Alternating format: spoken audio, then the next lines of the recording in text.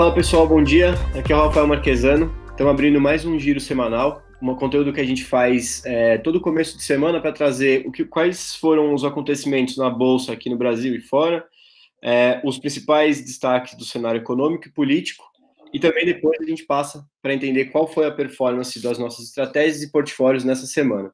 E por último, a gente traz o que são as novidades dos nossos produtos e também as nossas opiniões e expectativas para a semana que se inicia. Como sempre, estou aqui com a analista Renata. Tudo bem, Renata? Bom dia. Tudo bom, Rafa? Bom dia a todos. E o Felipe, diretor de produtos. Tudo bem, Felipe? Tudo bem, Rafael? Tudo bem, Renata? Vamos lá, vamos começar trazendo então o cenário da Bolsa. Renata, como é que ficou a Bolsa na semana passada, os principais índices?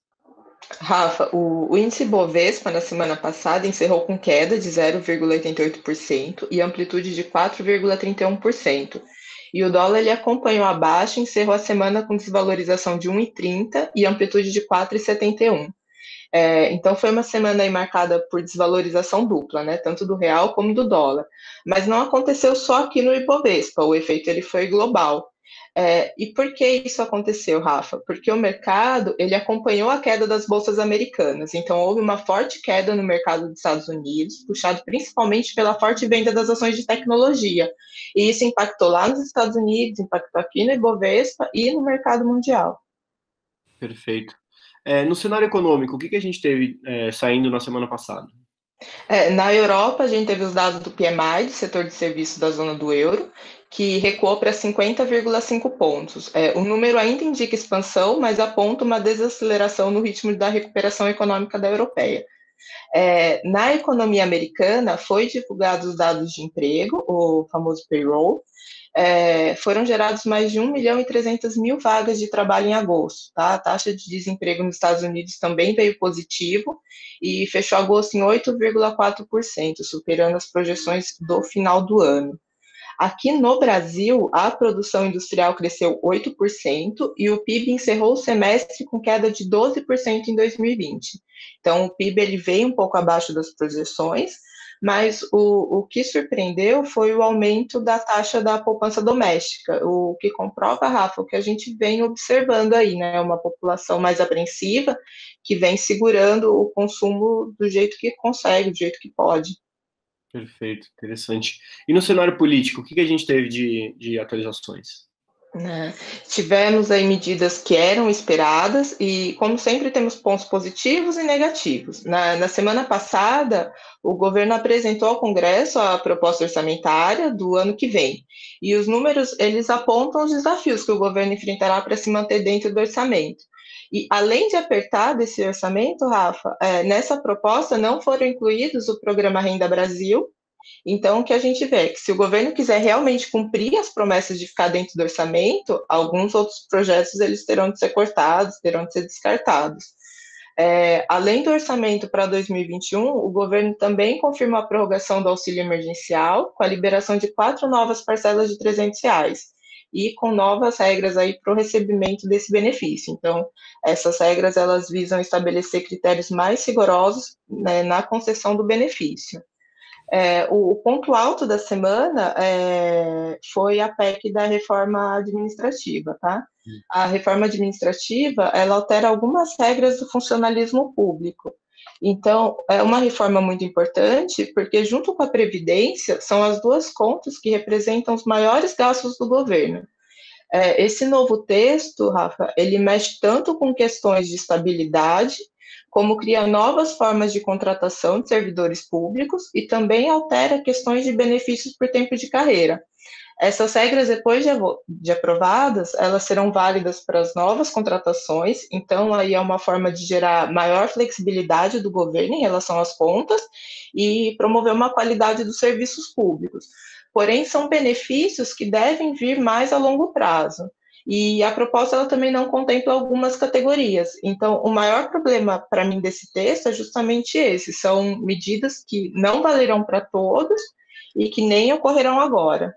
Perfeito. O texto foi criticado pelo ponto de ter deixado de fora as categorias que são bem representativas no custo da União, né? Correto. A gente deve ter, então, mais umas atualizações desse tema nas próximas semanas, né, Renato? Com certeza. Beleza, Felipe, vamos então mudar de tema aqui. Vamos ver, dentro desse cenário, qual que foi, começando sempre pelas estratégias, como é que a gente viu o comportamento das nossas estratégias nessa semana?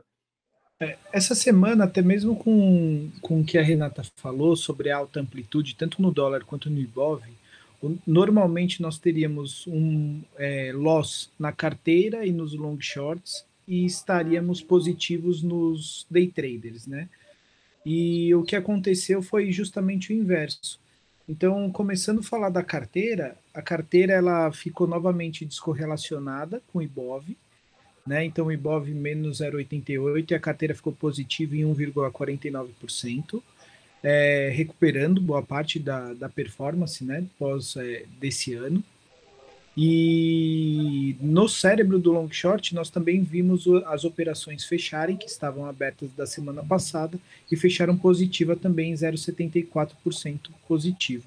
Então, apesar da alta amplitude, nós vimos resultados em algoritmos de posição, né? Que tomam uma posição maior, ou de swing trade. Nos de day trade, nós vimos o 0 a 0.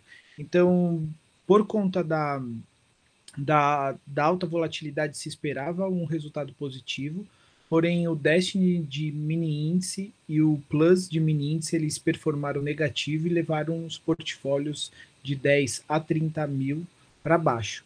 Já outros algoritmos como o Flash e o Spark eles performaram positivo e deixando o portfólio, né, o conjunto de day trade ficando no 0 a 0.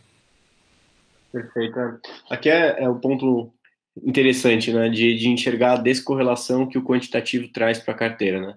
Uma semana a gente veio nas últimas 2 semanas vendo bolsa subindo e a carteira negativa. A semana anterior a gente viu um resultado super positivo num cenário de bolsa negativa. E aqui nessa semana os dois, tanto o índice quanto a bolsa para baixo. E a gente fechando toda a carteira no positivo, quanto os long and short também, e o long and short aqui confirmando o resultado positivo que ele tem conseguido trazer utilizando as nossas estratégias, né? De performando melhor, trazendo mais consistência do que usar as estratégias individualmente. Acho que uma coisa que já dá para a gente colocar aqui, antes de ir para os portfólios, Felipe, a gente viu aí na semana passada também uma situação semelhante em que a gente tem aqui, ó, hoje está na minha frente 1, 2, 3, 4, 5, 6, 7, 8 estratégias de day trade. Como a gente fala, essas estratégias elas são bastante para operar em todos os perfis de mercados, tanto em índice quanto em dólar. E o objetivo é esse mesmo, que elas sejam descorrelacionadas. Então a gente tem desde resultado de menos 3,12 negativo até 3,07 positivo. E o que aloca o recurso aqui são o estratégia de alocação. E aí a gente viu aqui, quando a gente vai agora para os portfólios eles fecharam um resultado mais negativo nessa semana, mas também porque a gente estava vindo de um resultado muito positivo dos portfólios de day trade, não é? Sim. Os portfólios entre 10 e 20 mil, eles só trabalham com day trade, né, por conta da margem. Eles performaram essa semana negativo também. Mensalizado, eles ainda são os melhores resultados, né? Então eles estão entregando durante de março até hoje, né, 1,4% ao mês para quem está investindo neles. Uhum. Perfeito. Então, juntando as duas coisas, né? A gente fala também traz sempre a questão das estratégias e dos portfólios e da estratégia de alocação. O que a gente está vendo aqui é um ajuste na curva, não é, Felipe? Porque a gente tem a estratégia de alocação, ela olha para todas essas estratégias aqui de day trade, né?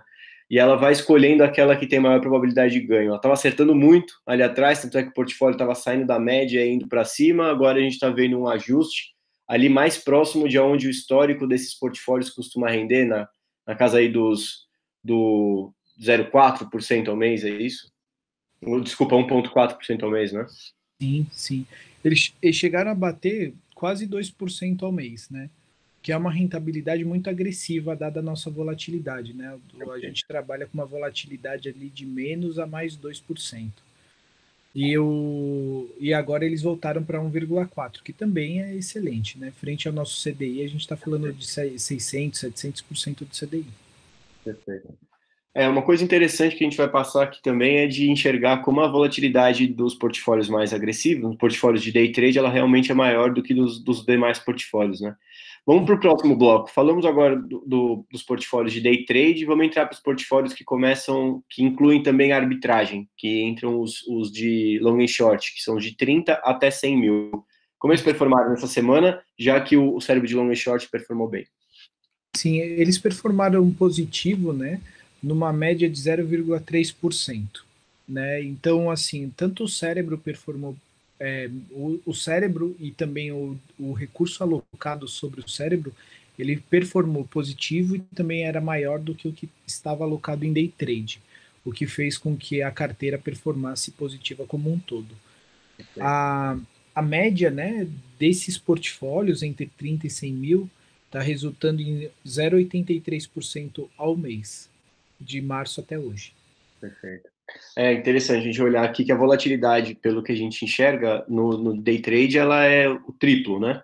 O dobro, praticamente, ou o triplo do que a gente vê no portfólio de 30 a 100K, e a rentabilidade também segue mais ou menos essa ordem, né? A ideia aqui é portfólios maiores, mais diversificados, para que se tenha uma curva mais consistente ao longo do tempo, mesmo que, nesse caso, para ter uma rentabilidade um pouquinho menor, não é isso? Exatamente. E nem dessa mesma lógica, a gente vai para os últimos portfólios, que são os portfólios de 150 mil ou mais, que além de ter day trade e arbitragem, o long e short, ele também entra com a carteira. Então é o portfólio mais diversificado que a gente vê aqui. Qual que foi o resultado dele nessa semana? Também positivo, a média entre eles foi 0,9% durante a semana, e eles também performaram muito por conta da alocação em long short na alocação em carteira, que a carteira da Trade Machine dessa semana, né, a nossa carteira semanal, ela também resultou em ganho. Então, ao todo ficaram positivos.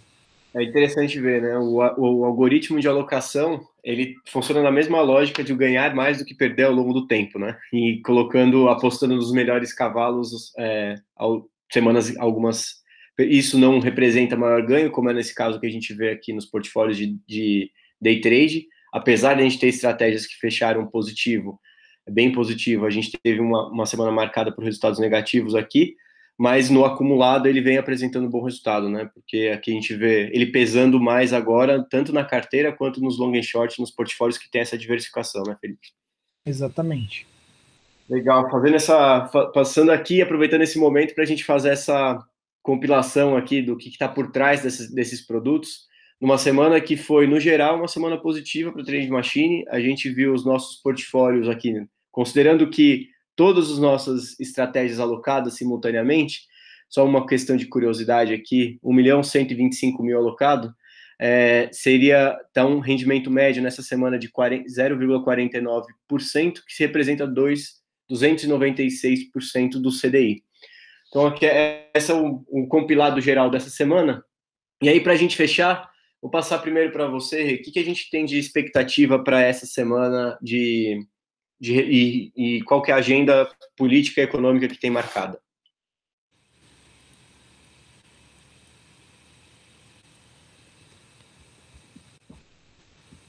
Ixi, Renata, seu microfone está travado. Você está mutada. Desculpa. Então vamos lá. Hoje tem o PIB lá no Japão, terça-feira PIB na zona do euro, quarta dados de inflação aqui no Brasil, na quinta vendas no varejo também aqui no Brasil, e na sexta a gente tem o IPC, que é o Índice de Preços ao Consumidor lá nos Estados Unidos. Com relação à agenda política, essa semana ela já começou bem agitada, tá? Os temores quanto aos níveis de preço das ações continuam essa semana, então o mercado, principalmente nos Estados Unidos, ele está bem apreensivo aí com as altas recentes e há uma especulação de que isso tenha se desviado dos fundamentos. Então a gente deve observar nessa semana uma nova onda de correções. Tem a tensão renovada entre Estados Unidos e China, depois que o presidente Trump disse que planeja impor restrições a mais empresas chinesas. E aqui no Brasil, como a gente tem várias reformas ocorrendo em paralelo, é sempre esperado também alguma novidade. Show de bola. Felipe, eu queria resgatar aqui que há 3 semanas atrás, ou 4 semanas atrás, a gente fez o lançamento do cérebro de long and short, que é esse algoritmo que olha por todos os algoritmos e escolhe dentro deles qual que é o melhor para aquele momento, né? E a gente tem um lançamento já previsto para essa semana ou para a próxima, parecido para o Day Trade, não é? Sim.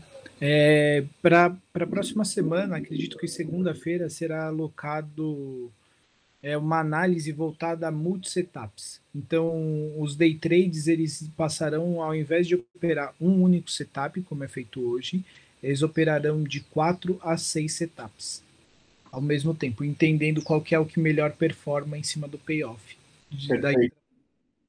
Então, se for compilar aqui, a ideia é que, além do algoritmo de alocação, para cada estratégia, por exemplo, o Destiny, ele vai estar olhando 6 setups diferentes, escolhendo o mais interessante para aquele momento.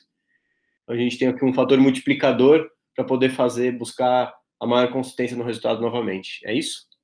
Exatamente. Perfeitamente. Perfeito, gente. É isso, então fechamos mais uma semana. A gente começa uma semana aqui com algumas novidades aqui dentro da área de produto, que a gente deve subir entre essa semana e a próxima. Então, boas expectativas dos resultados de day trade, que já são bons. Eles estão agora no retorno à média, mas a gente deve esperar, então, uma atenuação nessa curva ao longo do tempo. E também uma semana agitada pelo que a Renata trouxe. A gente está aqui acompanhando o mercado, acompanhando as estratégias. Acompanhe a gente nas redes sociais, e se eu subir alguma informação, alguma coisa extra, a gente aparece aqui numa inserção extra para poder atualizar vocês, beleza? Gente, obrigado e boa semana. Obrigado. Tchau, boa semana. Até logo, gente.